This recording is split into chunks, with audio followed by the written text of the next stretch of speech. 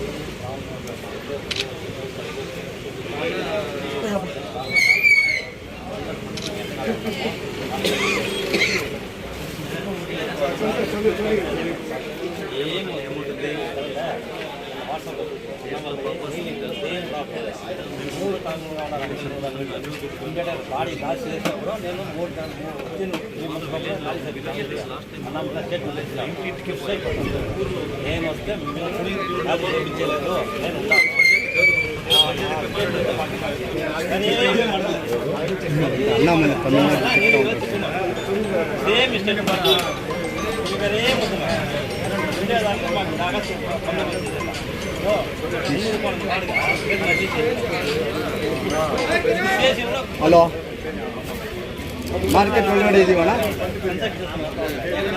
Car ಬರಲ್ಲ ಅಣ್ಣ, ನಿಲ್ಸ್ಬಿಟ್ಟು ಬರ್ಬೇಕಲ್ಲ. ಜನಾರ್ದನ ಹೋಟೆಲ್ ನಿಲ್ಸ್ಬಿಡಿ, ಅಲ್ಲಿ ಬರ್ತೀವಿ.